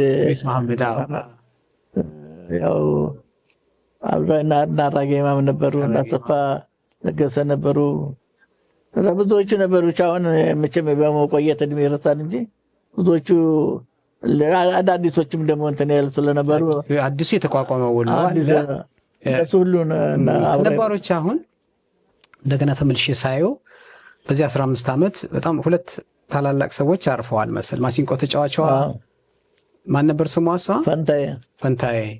እሷ እንግዲህ መጀመሪያ ኢትዮጵያ ውስጥ የመሰንቆ የመጀመሪያ የሴት ማሲንቆ ተጫዋቿ ነበረች። እሷንም ከተጫወት ነው ያገኘኋት ወይስ ትኝነት ውስጥ መጣ? የለም ከእንትን ነው የወሰድኳት። አሳይታ ትጫወት ነበር እንዲሁ በራሷ እና በጣም የእሷ ተፈጥሮ ለየት ያለ ነው። ምክንያቱም ሴት ነች አይደለም፣ ግን እሷ የሴት ባህሪ የላትም። የምትታጠቀውን ሱሪ ነው። ከእንደዚህ ያለ የሴት ባህሪ ታይቶባትም አያውቅም። እና በጠባዩ በሙያ ብቻ ሳይሆን በጠባዩ ያላት ታዛዥነት ልዩ ነበር። ከኢትዮጵያ ውስጥ እንደ በጣም ጥሩ ልትወጣ የምችል ነበረ፣ ግን ተዘፍቃ ቀረች። ባለፈው እስካገኟት ድረስ ነበረች። አሁን ግን ምናልባትም ከዚህ ዓለም የለች መሰላል። አሟሟቷም በማመረበት ሙታ ነው፣ ባዶ ቤት ሙታ ነው የተገኘችው። በጣም ነው ማለት ነው። ማን ነበር ሌላ ደግሞ አብሯት እንደዚሁ? አራጌማ። እነዚህ ሁለቱ በተለይ በግልጽ የሰማናቸው ነው። ጊዜውም ወቅቱም ጥሩ አልነበረም። የሰማነው የጦርነቱ ጊዜ ነበረ እና ትልቁ እኔ በጣም አዝኛለሁኝ። እነዚህ ሁለቱ ሰዎች በነበረው በተለያየ ጉዳይ ካሳለፉት በዚህ ኪነ ጥበብ ሙያቸው ላይ ሳያልፍላቸው ወይም ደግሞ እንደ ስራቸው ሳያገኙ እንደገና ደግሞ በዚህ አጋጣሚ ህይወታቸው ማለፉ በጣም በጣም እኔንም አሳዝኖኛል። እግዚአብሔር እንግዲህ ጸሎት ያድርጉላቸው፣ ነፍስ ይማር እነሱን። አሜን አሜን። እና የወሎ በጣም አሪፍ ዝግጅት እንደነበረ ይታወቃል። ናው እንግዲህ ጊዜ ይለዋወጣል፣ ግን እኛ እንደው እንደ ትምህርትም እንደ መነሻም ቢሆነን ያለፈውን ጥሩ ስራ ገምተን እንደማለፍ። አሁን ለምሳሌ ቅድም እንዳነሳሁልህ ያለፈው መንግስት ለኪነት ሁሉ መንቀሳቀሻ ብሎ አውቶቡስ ተሰጠ ተባለ። አሁን የአውቶቡስ የህዝብ ነው የተሰጠው እንጂ በረሃ ወርቆ ነው የቀረው የደርግን እንትን ተብሎ እና እንደ መሆን የለበትም። የሀገር ንብረት የሀገር ሀብት እየዳበረ እያሻሻለ ይሄዳል እንጂ ብቻ አንዱን እየጣለ ማለፍ አሁንም ቢሆን ያለ ነገር ይመስለኛል። ይህን ነገር ብንተው ብናሻሽለው፣ መንግስትም ህዝብም ይህን ነገር አውቆ ያለፈውን መጥፎ ነገር መተው፣ ባለፈው በደህናው ተራ ላይ ገምቶ አዲስ ነገር ቢቀጥል ይቻላል እንጂ ሁልጊዜ ማፍረስና የሚለው ይሄ አይምሮዬን ይረብሸዋል ሁልጊዜ። እና በኪነቱም በኩል እንደዚህ ነው። ኪነቱ የተቋቋሙ ለህዝብ ነው እንጂ ምን የሚያስፈርስ ነገር ነበር? እና ብዙ አሁን የግሽ አባይ ስንት ቁም ነገር አልሰራም። እሱ መፍራት አለበት፣ የጎንደሩ መፍራት አለበት። እና ምንድነው ሁሉም የየራሱን እንደ ግል ቤት መታየት፣ የሀገር ጉዳይ እንደ ግል መታየትበት፣ እንደ ባለ ሀገር መታየትበት። እውነት ነው። አንድ ነገር እኔም ይሄ ለውጥም ከመጣ በኋላ የግሽ አባይ ኪነት ፈርሶም አዲስ ነገር ከመጣ በኋላ እንደዚሁ ከፈረሰ በኋላ ሰዎቹ መሰባሰብና ባለው ላይ መገንባት ሲቻል በሙሉ የግሽ አባዮችም በስራው በኩል ተገለሉ። አዳዲስ ነገር ነው። አሁን አዲስ በእርግጥ ነው አዲስ መተካት አለበት። አዲስ ልጆች ማፍራት አለብን። ጥበብ መቀጠል አለባት፣ መተካት አለበት። እንዳሉት አባት እነሱንም በሚያካፍል መልኩ እነዚህን አቅም የሌላቸውን አቅማቸውን በሚደግፍ አቅም ያላቸው ሰዎች ደግሞ ጥበቡን እንዲረከቡ ማድረግ ትልቅ ነገር ነውና በግሽ አባይም አሁን የተካሄደው ነገር እሱን ነው። ነባሮቹ ያሉበት ሁኔታና የስራቸው ዋጋ ባለመከፈሉ ብናዝንም አዲስ ኪነት መፈጠሩንና አዲስ የባህል አምባ መገንባቱን እኔም ቢሆን እደግፋለሁ። እንዳሉት የወሎም ቢሆን አሁን ተመስርቷል፣ አይተናል። ያው እርስዎ ላይም አቀባበል አድርገዋል።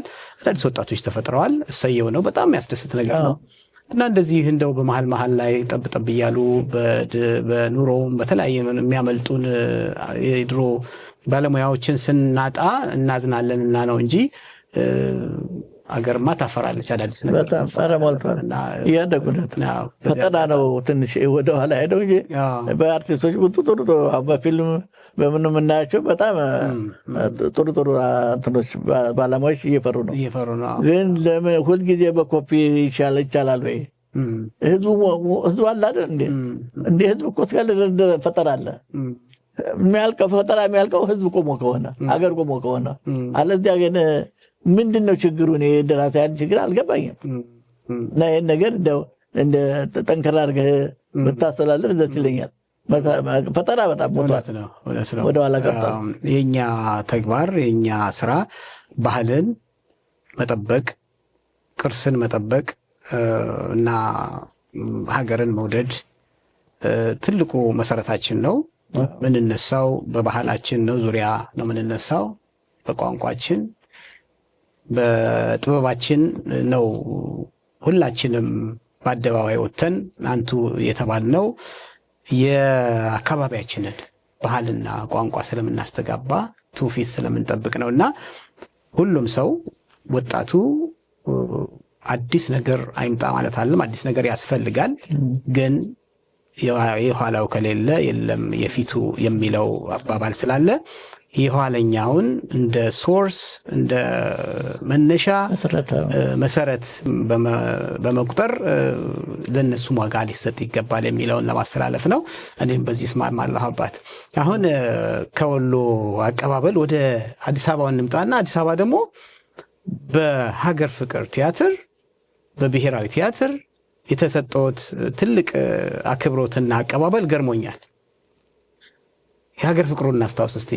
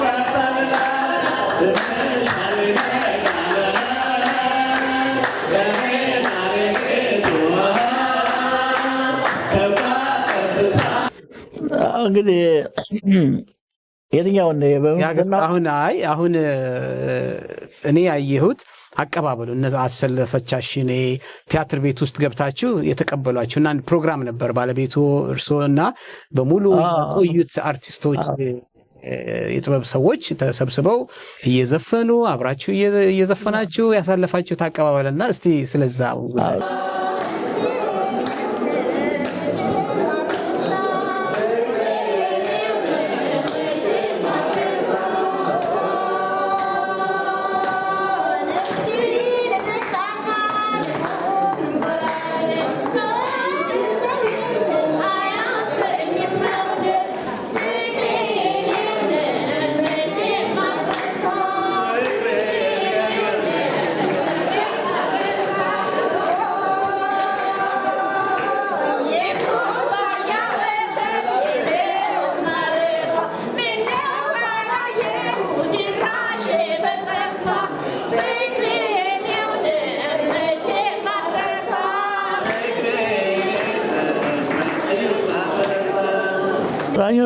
ኤፍሬም የሚባል ልጅ ነው ይሄን ነገር አንድ ዜማ ነበረ የሽምብራው ጥርጥር የሚል ዜማ ሽምብራው ጥርጥር የዛፎቹ ፍሬ የትም ዞሬ ትዝ አለኝ ሀገሬ የሚለው እሱን ዜማ አዘጋጅተው ብሔራዊ ቲያትር የዩኒቨርሲቲ ልጆች ናቸው እና ብሔራዊ ቲያትር በደንብ አድርገው አዘጋጅተው እንትን ብለውኛል። በኋላም ሀገር ፍቅርም ደግሞ ተቀብለው አስተናግደውኛል። እንግዲህ በእውነቱ ውለታቸውን እግዚአብሔር ይክፈል። ተተኪ እግዚአብሔር አሁን ለነሱም ደግሞ የነሱን ስራ የሚያደንቅና ለሀገር ቅርስ የሚሆን ስራ እንዲተው አደራ የጠበቀ ነው። እና እንደዚህ በደንብ ነው የተቀበሉት። ባለውለታ ነኝ። የሀገር ፍቅሩ ያን በዚህ ስንቋጨው ይህ ብሔራዊ ቲያትሩ ደግሞ ብሔራዊ ቲያትር አዳራሽ ውስጥ ነው የተዘጋጀው። ምን ነበር ደግሞ አቀባበል? የካባ ሽልማት ነበረ? እንዴት ነበር የብሔራዊ ቲያትር? ብሔራዊ ቲያትር እንደዚሁ እሱ ደግሞ ሌላ ዜማ ነው። እንደዚሁ የኔን ዜማን ተምረት እዛ አይለኝም። እሱን ብቻ ዩኒቨርሲቲ ተማረች ብቻ አላረክ ተማረች። የወሎ የእርሶ ልጆች አብረው ነበሩ ነበር በደንብ አድርገው። እኔ በጣም መዲናና ዘለሰኛ ሁሉ ተጫወቱ። ባቻን ያላላየን ሰዎች ደግሞ እንዴት አድርጎ ተጫውቶት እንደነበረ ላሳየንን አስደሳች ስራ ተመልክተናል። አሁን ደግሞ በጣም በሚታወቅበትና በሚወደድበትም እስቲ መዲናና ዘለሰኛን እስቲ ቢጋብዘንስ? ይጋብዘናል እንዴ?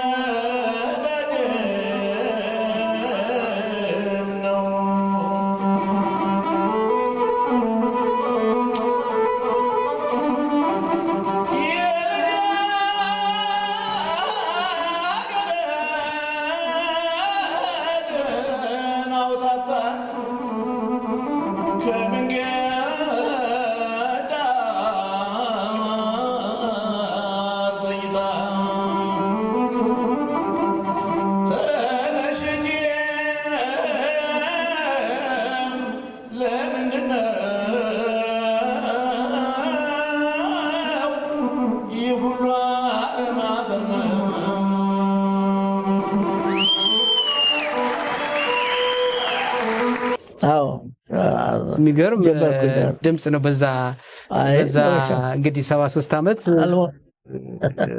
ሆኖ የነበረው ድምጽና የቤተ ክህነት ቅላጼው እንዳለ ነበር አባት። አይ መቼም አልሞት ባይ ተጋዳይ ነው። ድምጽ እንግዲህ እንዳያስከው አንደኛ ጥሩ ድምጽ ቢኖር ካልተራበትና ካልተለማመድክበት ድምጽ እየጎረነ ነው የሚሄደው። አሁን ለምሳሌ ማሪቱን ውሰድ። የማሪቱ ድምጽ እንዳለ ነው ያለው። እንዳለ ነው እኮ ማሪዬ። ለምን በየጊዜው ትጫወታለች። ስለዚህ ድምጽ እንዳደረጉት ከተላመድክ ይቀጥላል። ልክ ነው። እና በዛ ሰዓት እኮ እነ አሰለፈቻችን ሁሉ ተዘፈኑ። አንተ መድረክ ላይ አሰለፈች እነ ተናዳነች ተጫውተዋል።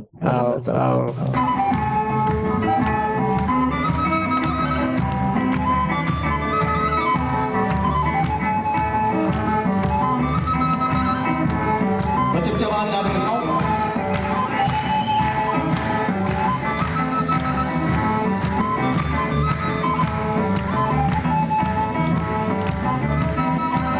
ኢትዮጵያንና ሕዝቧን ይባርክ።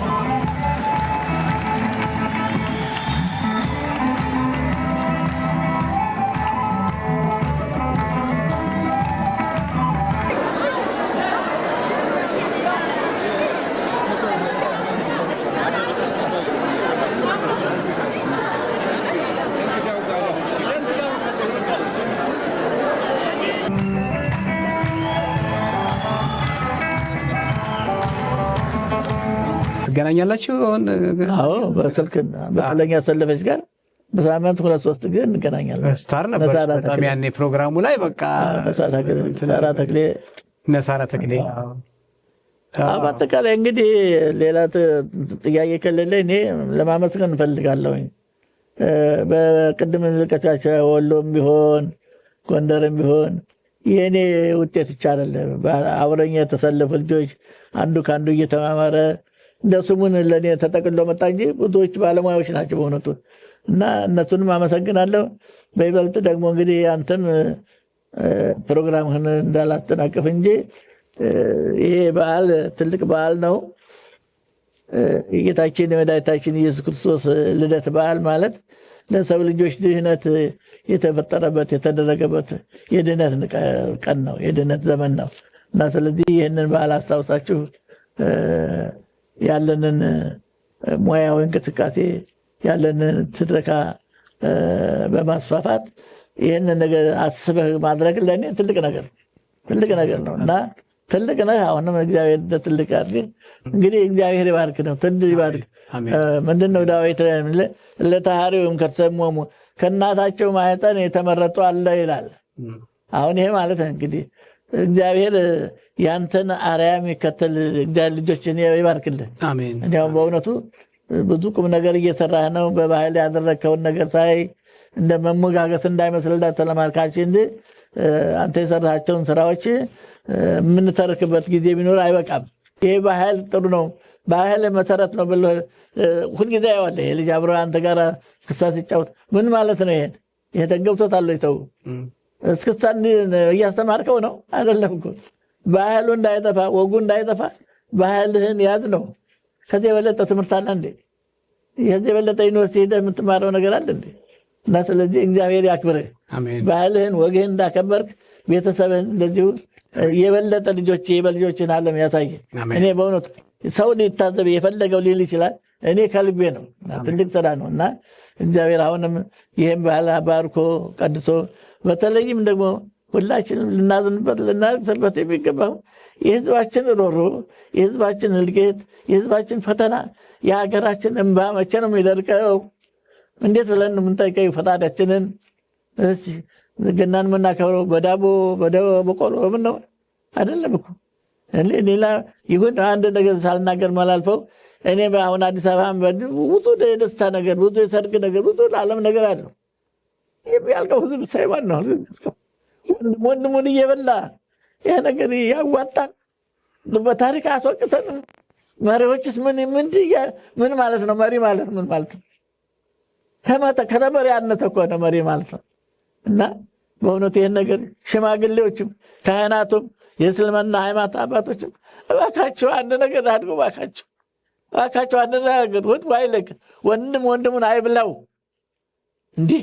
እንዴት ነው ቃየል ቀተለን ያለን የቃየል እንትን እርግማን እንደዚህ ደርሶ እንዲህ መከራናል እና ይቅርታ ስሜታዊ ሆንኩኝ መኩል። እግዚአብሔር ለሀገራችን ሰላምን ለህዝባችን ሰላምን ይፍጠርልን። ኢየሱስ ክርስቶስ በዓሉን የሰላም የጤና ያድርግልን። አንተም ስራህን ይባርክ፣ ቤተሰብን ይባርክልን። አሜን። ይበቃኛል። አባታችን ተመልካቾቻችን በዓሉ እንዳለ ይሁን። በያላችሁበት ደስ ይበላችሁ። እግዚአብሔር ሁሉን ነገር ያደርጋል። እንግዲህ የአባታችን ምርቃትና የአባታችን ስሜት ሰምታችኋል። ሁላችንም በየግላችን ማድረግ የምንችለውን ያህል እያደረገን ሰላማችንን መጠበቅ፣ ሀገራችንን መጠበቅ። የሀገር ፍቅር ምሩቅ ናቸው። የሀገር ፍቅር ቲያትር ሀገር ፍቅር ብለው ነው የተነሱት። ሲነሳ ራሱ ጥበብ ሲነሳ የሀገር ፍቅር ነውና ሀገርን የመውደድ የእያንዳንዱ ግዴታ ነው። ሀገርን መጠበቅ፣ ህዝባችን እንዲደሰት ሰላም መኖር አለበትና ለሰላማችን እግዚአብሔር ድምፁን ያሰማልን። እግዚአብሔር ድምፁን ይክፈትልን። አባታችን በጣም ደስ ብሎኛል። ከይሁኔ በላይ ጋር ቆይታ ስላደረጉ ይህንን ሰዓቱን ሰውተው መጥተው ስቱዲዮ ድረስ በዚህ በአሌክዛንድሪያ ቨርጂኒያ ከፍቅር ይሁኔ በላይ ጋራ የምናዘጋጀውን አዝናኝ ቆይታ አብረውን ስለቆዩ በእድሜ ባለጸግነቱ በአባትነቱ በጥበብ ባለሙያነቱ ባለታሪክነቱ እናወሳዎታለን፣ እንወደዎታለን። መላው በእርሶ የተጠቀመ አርቲስትም ሆነ የእርሶ ልጆች በሙሉ ይወደዎታል፣ ያክብሮታል። ዘላለማዊ የሆነ ስራ አለዎትና አሁንም እድሜና ጤናውን ይስጥልን እላለሁ። አባት አባ ቀለመወርቅ። አሜን። ለሆነም አንድ ስላንተ የስም አወጣጥ ወይ ጉድ የሚገርም ስሙ ይመርሆ ሀበጎር ይላሉ አባቶች። ስሙ ስራውን ይመስላል እንደማለት ነው። እና ፍቅር፣ ሰላም ምን ማለት ይሄ ትንቢት እኮ ነው። ስለዚህ አሁንም በፍቅር በሰላም እየረዳቸው እያደጉ ነው። አሁንም የእድገታቸውን በይበልጥ ያሳየን። እናመሰግናለን አባት። መልካም በዓል ለሁላችሁ። ጤና ጤና ለአባታችን።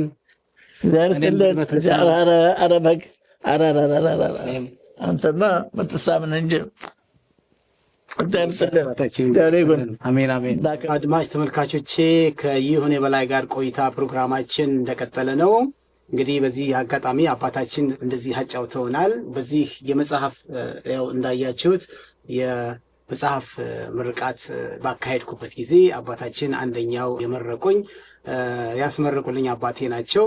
ይህ መጽሐፍ ስለ እኔ የግል ታሪክ ነው። ሁላችሁም መጽሐፉን እንደ መነሻ እንደ ሪሶርስ ይጠቅማችኋልና ስለ ባህል፣ ስለ ቋንቋ፣ ስለ እኔ የግል ታሪክ ስለሆነ ሁላችሁ መጽሐፉን በእጃችሁ እያስገባችሁ ታሪኩን እንድታነቡልኝ እጋብዛችኋለሁ። እንግዲህ ይህን መጽሐፍ ለማግኘት በኢሜይል ልታገኙን ትችላላችሁ። ይሁኔ@gmail.com ነው። yehune@gmail.com ነው። አገኛችኋለሁ። በጣም እንወዳችኋለን። አባታችን በዚህ አጋጣሚ ስቱዲዮአችን ስለመጡ ይህን መጽሐፍን በዚሁ በእናንተ ፊት እንደገና ሰጣችኋለሁ ማለት ነው። ተድሮ በተነሰራት ይሄ እንግዲህ አስተማሪ ነው። እኔም ተከታትየዋለሁ። በተለይ በባህር ዳር ተገኝተህ ያደረከውን ነገር ባህር ዳር ዩኒቨርሲቲ ቀላል ነገር አይደለም። በምርቃቱም ላይ የነበሩ ታላላቅ ምሁራን ስላንተ የመሰከሩት ነገር ቀላል አይደለም እና ይሄን ነገር ማይሆኔ እውነትም የባህር ዳር ዩኒቨርሲቲ መውሰዱ ትልቅ ትምህርት ነው ለኛ። በኪነጥበብ ደረጃ ደግሞ ማን ነው እንደዚህ አይተሃል? አጋጥመሃል? ራሱን እንደዚህ አድርጎ ለተከታይ ትውልድ የሚያስረዳ። ስለዚህ አስተማሪ ስለሆነ እኔም እማርበታለሁ። ልብ ካለኝ እኔም እሞክራለሁ። አለዛ ስለሰጠታው እግዚአብሔር ትልቅ ስራ ነው የሰራው። እንወዳችኋለን። በሚቀጥለው ፕሮግራም እስካገኛችሁ ድረስ ይሁኔ በላይ ነኝ ከፍቅር ይሁኔ በላይ ጋር እንወዳችኋለን። ሰላም ሁኑ። አዲስ ዓመት ሄደ፣ አዲስ ዓመት መጣ፣ አዲስ ዓመት ሄደ። ምን ትርጉም ይሰጣል ካልተዋደደ? ምን ትርጉም ይሰጣል ካልተዋደደ? እንዋደድ እንዋደድ